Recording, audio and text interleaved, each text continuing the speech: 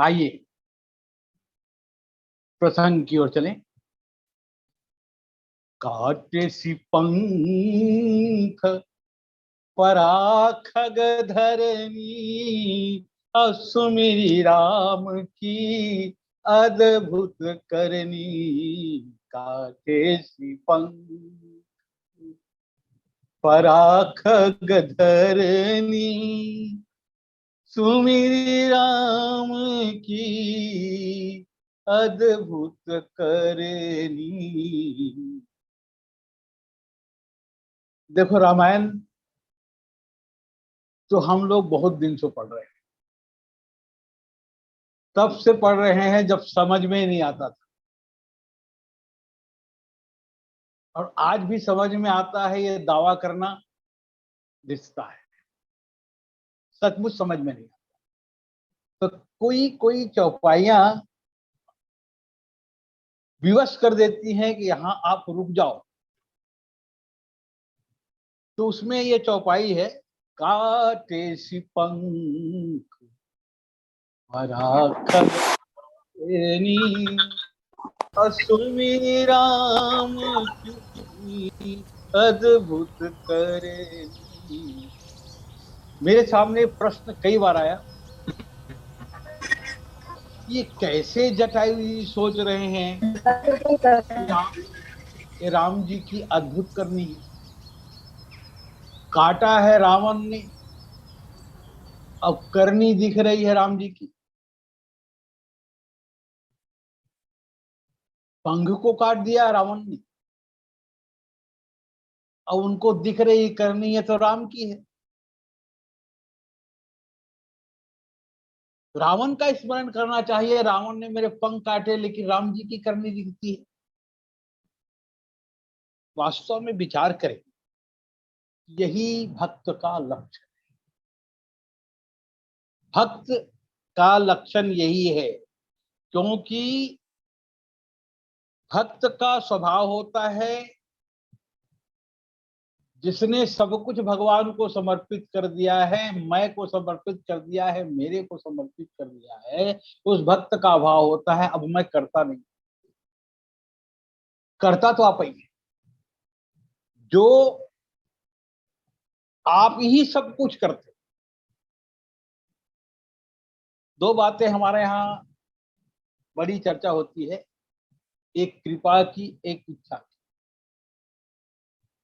हमारे अनुकूल, भक्त के अनुकूल जब कार्य होता है तब कह देते हैं भगवान आपकी कृपा है, और प्रतिकूल कार्य होता है तो भक्त कह देता है प्रभु आपकी इच्छा है, जैसी आपकी इच्छा। तो भक्त तो मैं और मेरे से ऊपर उठा होता है, तू और तेरे में भगवान का दर्शन।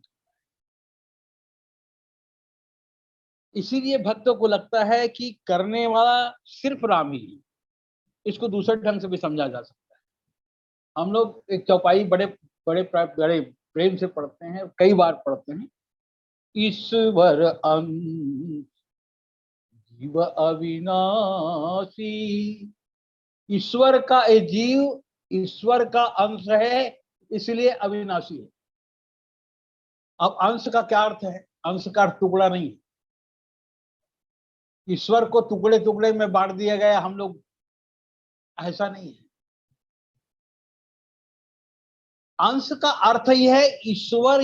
जब ईश्वर संपूर्ण है, ईश्वर पूर्णतम है, ईश्वर पूर्ण है, उसका भाग नहीं हो सकता।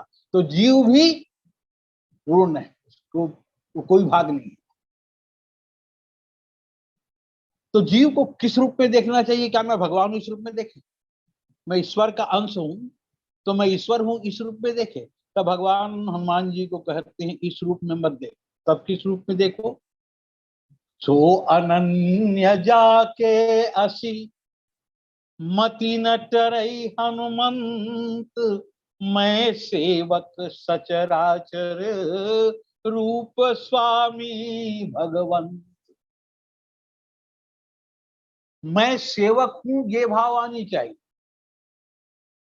मैं पूज्य हूं, मैं ईश्वर हूं ये भाव अगर आ रहा है तो गलत। मैं सेवक हूं, इस भाव को अगर इस रूप में देखे, रूप स्वामी भगवंत,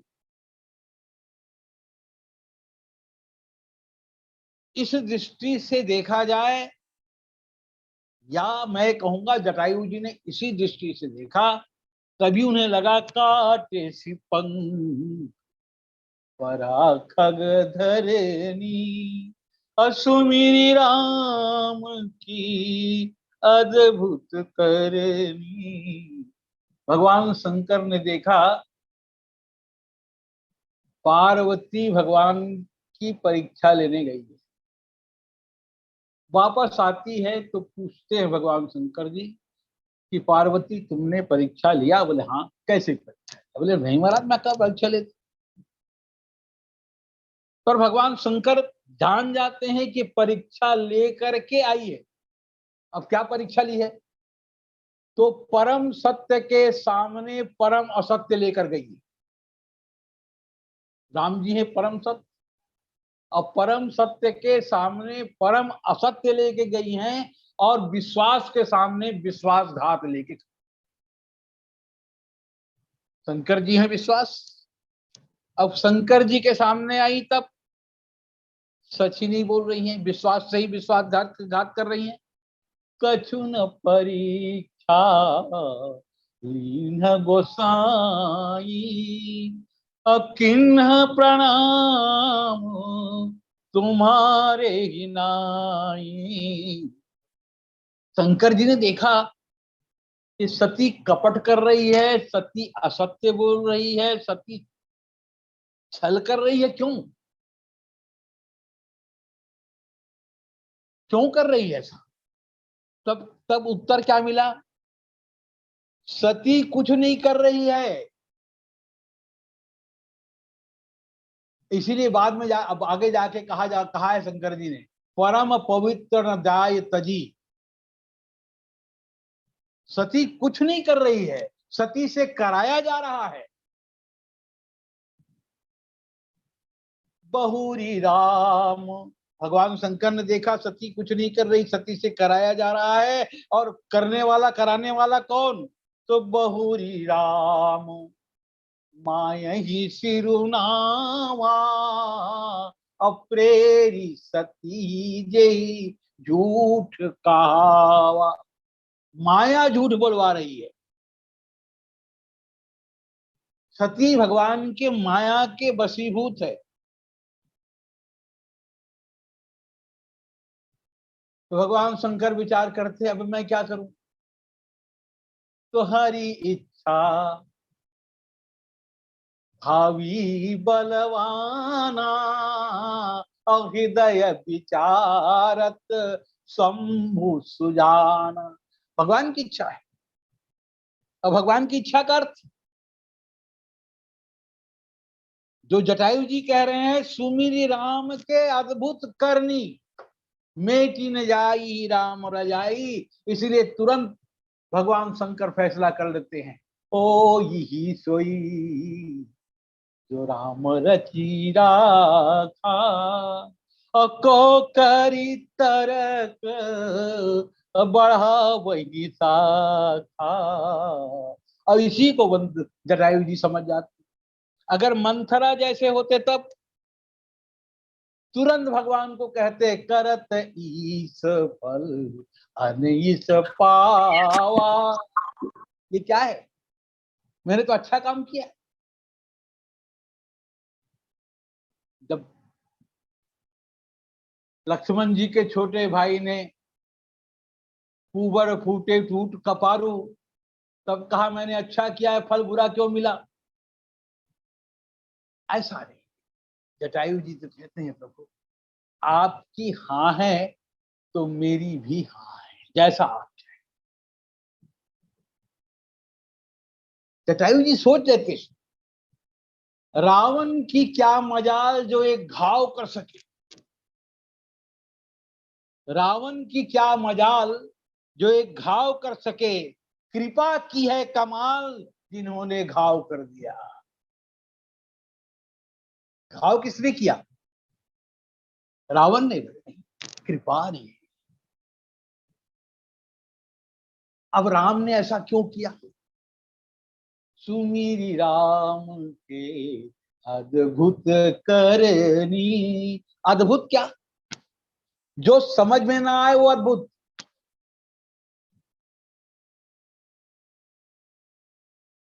और राम जी वास्तव में यहाँ कृपा कर रहे हैं कि दंड दे रहे हैं? किसी समझ में नहीं आ रहा है, लेकिन जटायु जी को समझ में आ रहा है मेरे पंख कट गए, मेरे डेने कट गए, ये राम जी की कृपा है।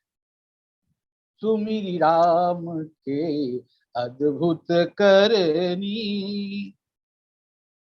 देखो जटायु जी युद्ध करते और ऐसा घनघोर युद्ध करते हैं कि रावण भी लोहा मान जाता है कि वाह क्या पक्षी में इतना ताकत है। कैसे युद्ध करते हैं? तन से युद्ध कर रहे हैं, मन सीता की ओर है और मुख से राम राम। तन मन धन, तन मन वचन, मुख से राम, तन से युद्ध, मन सीता की रखवाली। गीता के सूत्रों का अगर ध्यान देंगे तो गीता का सूत्र यहाँ पर्याप्त बैठता है, सही बैठता है। तस्मात् सर्वेषु कालेषु मामन माम मामनुस्मर युद्ध च। ये गीता का सूत्र है। वास्तव में जटायु का कर्म अपने लिए नहीं है,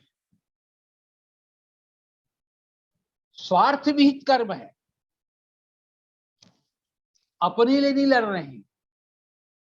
अब जब अपने लिए कोई काम नहीं किया जाता, अपना कोई स्वार्थ नहीं, ना हम करता है ना हमको फल चाहिए, तो ऐसे कर्म को गीता में कहा ये यज्ञ कर्म है। यज्ञार्थात कर्मणः अन्यत्र लोकोयम कर्म बंधन तदर्थम कर्म कौन्तेय मुक्त संग समाचर। इस सूत्र को सही सही सही लागू हो रहा है जटायु जी के चरित्र, क्योंकि जटायु जी में आसक्ति नहीं है। स्वार्थी व्यक्ति आसक्त होगा, लेकिन जटायु जी में स्वार्थ नहीं है, आसक्ति नहीं है। तब क्या है? अनुरक्ति है। जटायु जी में अनुरक्ति है। और एक बात विशेष ध्यान देने योग्य, पक्षी तो है लेकिन इसके कर्म मानव महामानव जैसे इसके कर्म। पक्षी का कर्म महामानव जैसे। इसीलिए गोस्वामी जी लिखते हैं मुए मरत मरी है सकल। बड़ी प्रशंसा करते गोस्वामी जी। मुए मरत मरी है सकल घड़ी पहर के बीच अलही न काहू आज लगी और गीध राज की मीच। गीध राज की जैसे मृत्यु हुई ऐसे मृत्यु आज तक किसी की। और यहाँ भगवान काटे सी पंख पराखग धरनी और सुमिरी राम की अद्भुत करनी। राम जी की करनी अद्भुत क्यों? भगवान का स्वभाव है। भागवत में भी भगवान यही कहते हैं अस्य अहम अनुग्रह नामी तस्व सर्व हराम्य। अस्य अहम अनुग्रहणामि तस्य सर्वहरामि। जिसके ऊपर मैं अनुग्रह करता हूं उसका सब कुछ मैं हरण कर लेता हूं। जिस पर मैं कृपा करता हूं, ये भागवत का सूत्र है, भगवान कहते हैं जिस पर मैं कृपा करता हूं उससे मैं सब कुछ हरण कर लेता हूं। मुझे मेरे वो भक्त अच्छे लगते हैं। देखो गोस्वामी जी भी यही बात कहते हैं, इसी बात को गोस्वामी जी रामचरितमानस में कहते हैं, परम अकिंचन प्रिय हरि के रे, परम अकिंचन प्रिय हरि के रे। वास्तव में जिनके पास कुछ नहीं होता या जिन्होंने सब कुछ समर्पित कर दिया है वही भगवान को प्यार करता है, और जिनके पास कुछ है वो भगवान से प्यार नहीं करते, फिर वो कुछ से प्यार करते। जिनके पास कुछ है वो भगवान से प्यार नहीं करते, वो कुछ से प्यार करते हैं, और जिनके पास कुछ नहीं है वो भगवान से प्यार। यही है परम किंचन प्रिय हरि केरे। यही भगवान कहते हैं अहम अस्य हम अनुग्रहणामि तस्य सर्वम हरामि। अच्छा, जटायु के पास क्या है जिसको भगवान छीन रहे हैं, हर रहे हैं, अकिंचन बना रहे हैं? क्या है जटायु के पास? तो भगवान ने कहा पक्षी का ताक, पक्षी का बल सिर्फ पक्ष है, पंख है। अब भगवान ने विचार किया जब तक इसके पास पक्ष है तब तक ये निष्पक्ष नहीं रहेगा। जब तक इसके पास पक्ष है तब तक ये निष्पक्ष नहीं रहेगा, और लोक संग्रह की दृष्टि से मुझे इसे निष्पक्ष बनाना है तो पहले इसको पक्ष को काटना पड़े। और भगवान यही करते हैं। इसका मतलब क्या हुआ? इसका पक्ष लेकर ही मैं इसका पक्ष लूंगा,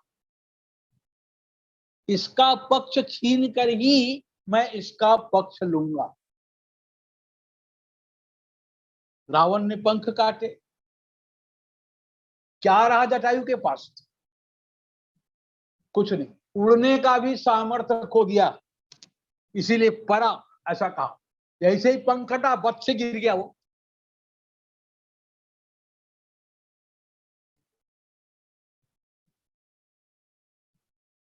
वेद देखो, खग किसको कहते हैं? काटे सी पंख परा खग धरनी। तो हमारे शास्त्रों में कहा गया है खम आकाशम गच्छति स खगः, खम आकाशम गच्छति स खगः, अर्थात जो आकाश में उड़ता है वह खग है। वेद का अंतिम सिद्धांत भी यही है, खम ब्रह्म। खग वही है जो ब्रह्म के पास स्वयं अपने सिद्धांत से जाता है। इसीलिए ज्ञानी को भी खग कहा गया है।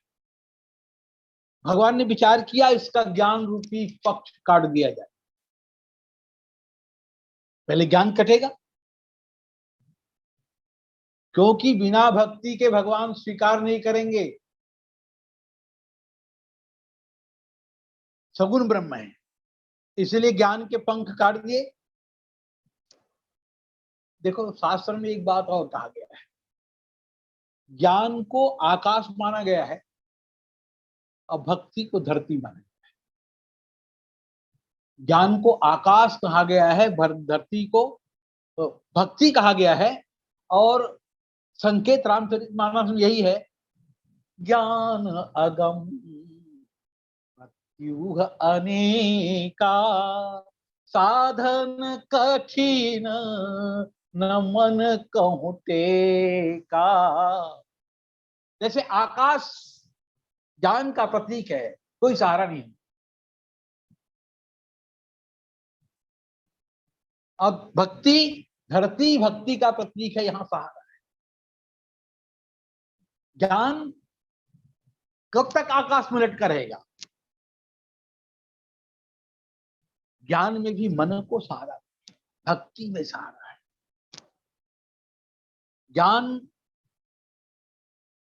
पक्ष में कोई सहारा नहीं, इसलिए आकाश है, पृथ्वी में सहारा इसलिए भक्ति है। और यही रामचरितमानस में कहा भी गया, जिमी बीनु थल जल रही न सकाई, अकोटि भांति को करे उपाई, यथा मोक्ष सुख सुनुख गराई, रही न सकई हरि भगति बिहाई।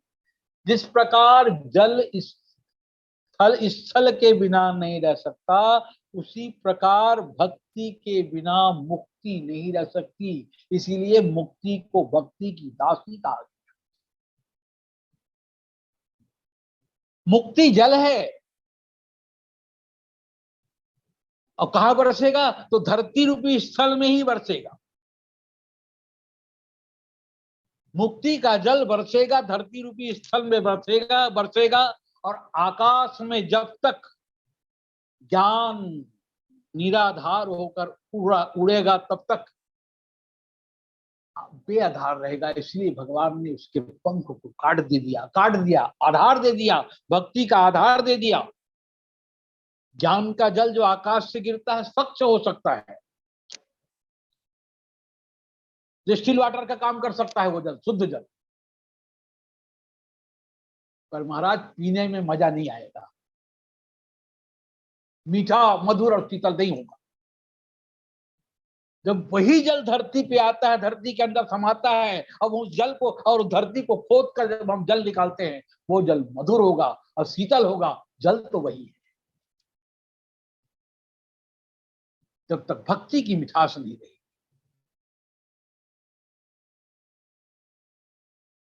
इसीलिए भगवान यही चाहते हैं कि तू भक्ति का सहारा ले, भक्ति का आधार बना ले। इसीलिए भगवान काटे सी पंख खग धरनी, असुमिरी राम के अद्भुत करनी। इस प्रकरण में भगवान भक्ति का ही चमत्कार दिखाना चाहते हैं, भक्ति की विशेषता दिखाना चाहते हैं, भक्ति की महत्ता दिखाना चाहते हैं। भगवान जानते हैं जटायु भक्ति कोटि में तो है, पर जब तक इसको निर्बल नहीं किया जाएगा, एकमात्र ईश्वर के ही आधारित भक्ति के माध्यम से इसे नहीं बनाया जाएगा, तब तक भक्ति की महत्ता कैसे प्रकट होगी। यद्यपि हम लोगों ने सुना है, बहुत बार सुनते हैं इस भजन में, निर्बल के बलराम सुनेरी मैंने, निर्बल के बलराम। पक्षी का बल है पंख, पंख को भगवान ने कटवा दिया, निर्बल होकर गिर पड़े। भगवान की लीला शक्ति ने ऐसा किया। और भगवान यदि अगर नहीं चाहते तो रावण की क्या मजाल है जो जटायु के पंख को काट दिया। जटायु का सौभाग्य देखें हम, क्या सौभाग्य है जटायु का। रावण के बाल को पकड़ा, रथ से गिरा दिया, और जानकी मैया को उठाकर गोद में लेकर सुरक्षित स्थान में रख दिया।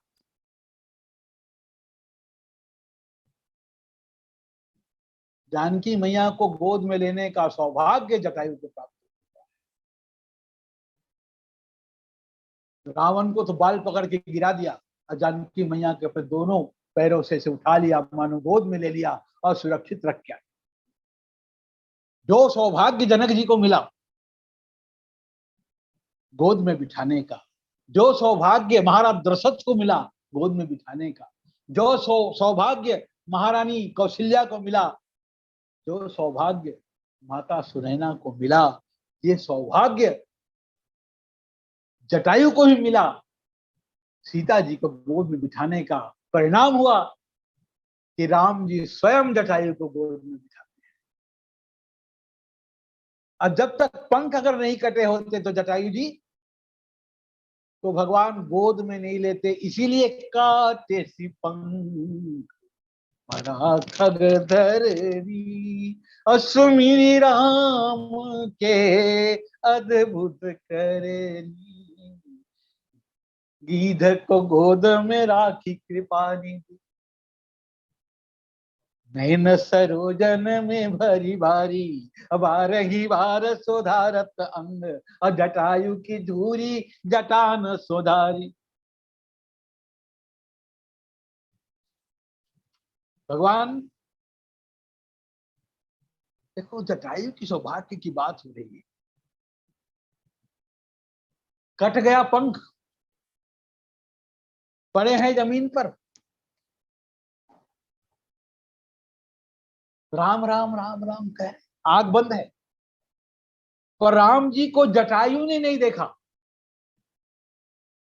राम जी को जटायु ने नहीं देखा, जीव ने भगवान को नहीं देखा, भगवान ही खोजते आ रहे हैं भगवान जटायु को देखते। आगे पति देखा असुमिरत राम चरण रेखा, भगवान देखते हैं जटायु को, धन्य नहीं, कितना सौभाग्य है कि जीव को आज भगवान देख रहे हैं। अब देखने आए हैं, कैसे आए, बोले पैदल चलते आ रहे।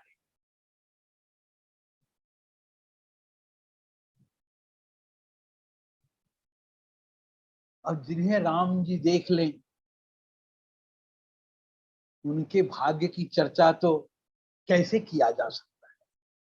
और दूसरी बात, सीता जी ने यानी भक्ति माता की सिफारिश भी हो गई है। देखो हनुमान जी जब गए लंका, अशोक वाटिका में चर्चा जब हुई तो माता सीता ने पूछा, ये सूर साहित्य में है ना, कपि ये है कपि के ही भांत जटायु, सीता जी ने पूछा हनुमान जी जटायु कैसे,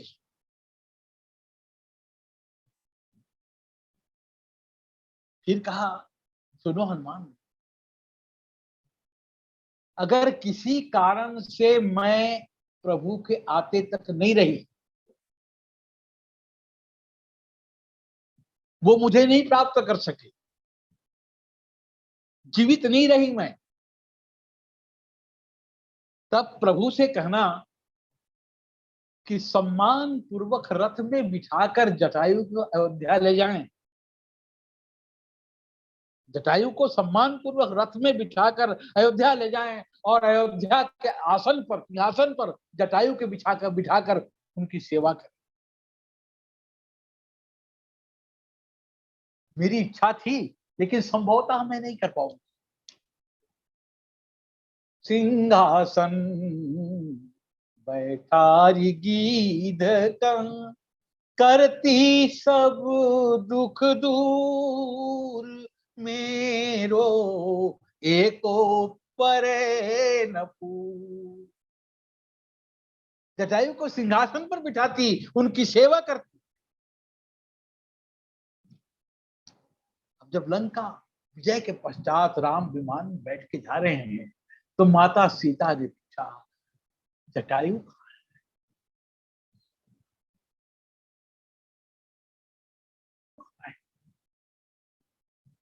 भगवान ने कहा सीता तुमने कहा था अयोध्या के सिंहासन पर बिठाऊं, लेकिन मैंने उन्हें जगन्नाथ के सिंहासन पर बिठा दिया है, वहां उनकी सेवा हो रही है। क्या भाग्य है जटायु का।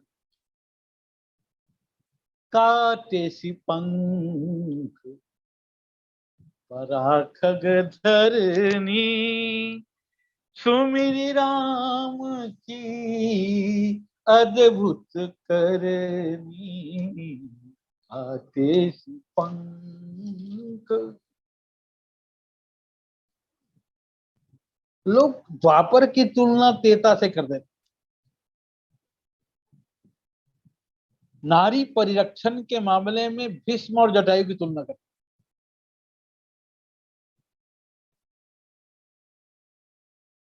हाँ, जटायु त्रेता का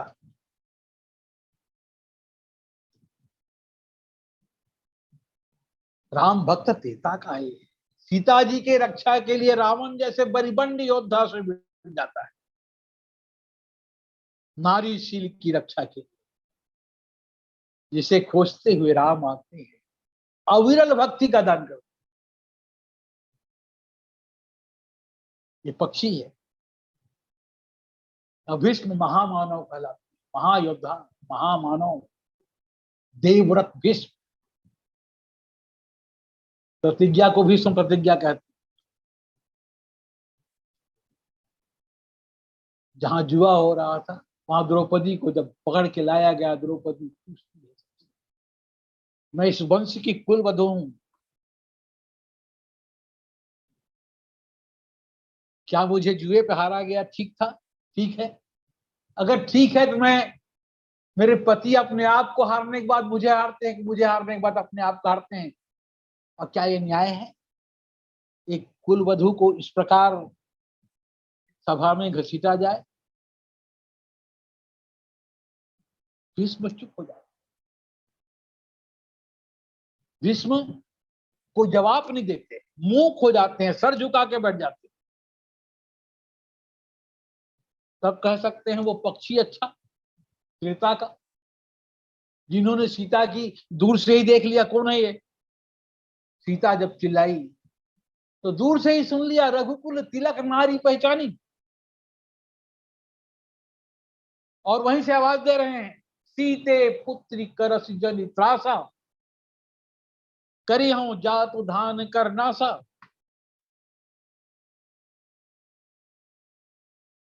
भीष्म सामर्थ्यवान है, वो भी महामानव है, उनमें भी मानवोचित गुण है, चेतन होते हुए भी जड़ हो जाते हैं। और ये पक्षी रावण से जूझ पड़ता है। क्या संदेश है इसमें? बहुत बड़ा संदेश है। ईश्वर अंश जीव अविनाशी है, तो बहुत बड़ा संदेश छिपा है इसमें। क्या संदेश है? हम सब अक्षम नहीं, हम सब अक्षम नहीं, हमारी क्षमता बटी हुई है। और वृक्ष वृक्ष ही कैसी जिसकी डाली कटी हुई है। वृक्ष से डाली कटा हो, कहे कभी? आज यही हो रहा है। हिंदू एकता की बात होती, कहाँ हिंदू एकता? बटे हैं सब, ब्राह्मण अलग, बनिया अलग, साहू अलग, कुर्मी अलग, ध्रुव अलग, ये सब बट गए। यही हमारी अक्षमता है, हम बटे हुए हैं। और बटे हुए हैं, हमारी अक्षमता है, इसीलिए हम शास्त्र की बात नहीं मानते। भगवान कृष्ण ने कहा, धर्म की झंडा गड़ा दो, कृष्ण का संदेश है, पाप की लंका जला दो, राम का आदेश है। कौन करेगा? भीष्म जीवन भर दुर्योधन के पापाचार को बर्दाश्त करते रहे, और अंत में घुमावदार जवाब दे दिया द्रौपदी को, जैसा अन्न वैसा मन। मैं तो दुर्योधन का दूषित अन्न खाता हूँ। क्या सचमुच हम लोग दूषित अन्न खाते हैं? जब सब अन्न अन्नपूर्णा का है और सब कृपा जगन्नाथ की है, तो हम दूषित अन्न कैसे खाएंगे? अन्नपूर्णा माता की कृपा से अन्न खाए। भगवान जगन्नाथ सबको भोजन दे रहे हैं, प्रसाद दे रहे हैं।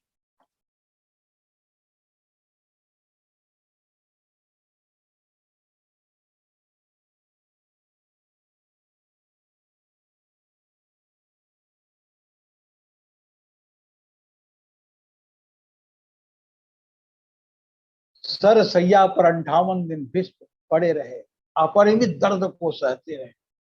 और भगवान जटायु गिरे, भगवान पहुंचे, और भगवान कर सरोज सिर पर से कृपा सिंधु रघुवीर, निरखि राम छवि धाम विगत भई। भगवान के सुंदर मुख को देखा, दर्द ही जाता रहा। वैसे दोनों भक्त। भगवान ने एक बार भीष्म से पूछा, क्यों भीष्म, तुम क्षत्रिय हो, शरणागत की रक्षा नहीं कर सकते? द्रौपदी तुम्हारे पास रोते आई थी, गिड़गिड़ाई, तुमने कुछ नहीं किया। बोले भीष्म ने कहा नाटक मत करो, मैं तुम्हारे नाटक में हाँ मिला रहा था। अगर मैं वहां खड़ा हो जाता तो तुम्हारा वीर का रूप प्रकट कैसे होता, तुम्हारे भक्त तुम्हारे गान कैसे करते? इसीलिए मैं सर झुकाए बैठा रहा, मैं तो तेरी हाँ में हाँ मिला रहा था। ये अद्भुत बात है। तो जटायु वह भक्त है जिस ऊंचाई पे वो है, इन्होंने रावण में भी राम का दर्शन कर लिया। काटे सिपंग खग धरनी, असुमिरी राम की अद्भुत करनी। जाओ जाओ हे भक्तराज, जाओगे मेरे धाम को तुम, और जाते जाते इतना सुन लो, और कर चुके ऋणी इस राम को तुम।